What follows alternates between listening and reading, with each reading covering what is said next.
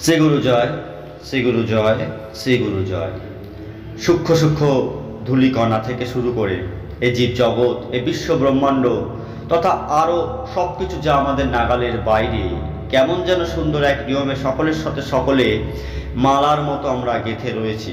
প্রত্যেকেই যেন তার নির্দিষ্ট ধর্ম আমরা পালন করে চলেছি প্রতিটা মুহূর্তে।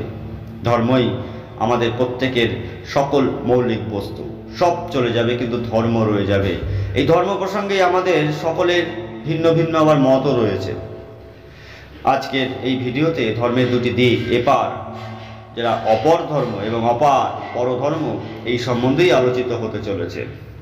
অপর ধর্মের পরম পরিণতি বলতে বোঝায় স্বর্গলাভ, কিন্তু পরধর্মে সেটি মুক্তি। অপর ধর্ম শরীর দ্বারা হয়, বাক্য দ্বারা, অর্থ দ্বারা সম্ভব হয়, কিন্তু পরধর্ম পালনে কায়িক, বাচিক ও মানসিক শ্রম দরকার। শরীর দ্বারা কার্য, যেমন কিছু রোগীর সেবা, জীব সেবা, পরীক্ষা দিতে জল দান, হাসপাতালে রোগী বইয়ে আনা, পশু পাখি মানুষ জলে ডুবলে তাকে উদ্ধার করা, রাস্তা সাঁকো তৈরি, মৃতদেহ সৎকার, এসব শরীর দ্বারা কাজের মধ্যে পড়ে। বাক্য দ্বারা কাজ, সেটা হলো দুই পক্ষের বিরোধের মীমাংসা আপনি করে দিলেন, সেটি বাক্য দ্বারা কাজ। কাউকে সৎ উপদেশ দেওয়া, সেটাও বাক্য দ্বারা কাজ। সত্য সাক্ষ্য দেওয়া, সেটাও বাক্য দ্বারা কাজ। আবার অর্থ দ্বারা কাজ হচ্ছে সৎ কর্ম অনুষ্ঠান করা, দান আদি কার্য পালন করা, দুর্গোৎসব, কালী পুজো, পিতৃমাতৃ শ্রাদ্ধ, তীর্থ ভ্রমণ, রাস্তাঘাট নির্মাণ, স্কুল কলেজ হাসপাতাল ধর্মশালা প্রভৃতি এই যে স্থাপন, এসব অর্থ দ্বারা কার্য করা যায়।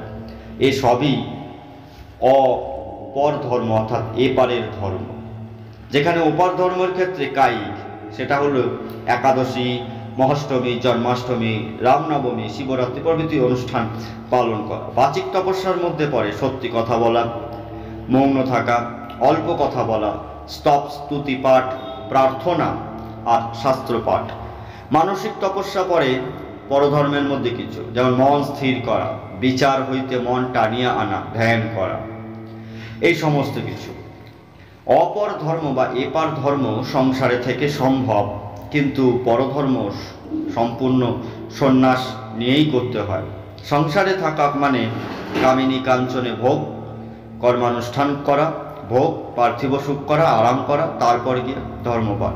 কিন্তু পরধর্ম সন্ন্যাসে কামিনী কাঞ্চন ত্যাগ, কর্মত্যাগ, বৈরাগ্য, নানা দুঃখ বরণ করা, কৃচ্ছ সাধন করা, এ সমস্ত কিছু।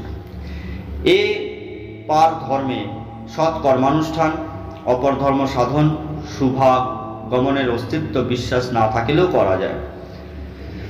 যাদের শ্রী ভগবানে বিশ্বাস নেই তারাও এই অনুষ্ঠান করতে পারে, কিন্তু পরধর্ম সাধনের ক্ষেত্রে গেলে ভগবানে বিশ্বাস অটুট দরকার। এপারে ইয়াতে স্বর্গলাভ হয়, কিন্তু পুণ্য শেষ হলে আবার মর্ত্যলোকে জন্মগ্রহণ করা হয়। ইহা সাধনকরণের একটি সহজ পথ, কিন্তু পরধর্ম অর্থাৎ ওপারের ধর্মের পালন করতে গেলে এখানে অতি অল্প সংখ্যক লোকই তা করতে পারে। যারা পরধর্মে নিষ্ঠা রাখে তাদের মধ্যে হাজারের আবার একজন মুক্তি লাভ করতে পারে। এখানের অন্তিম লক্ষ্যই মুক্তি লাভ। শ্রী গুরু জয়, শ্রী গুরু জয়, শ্রী গুরু জয়।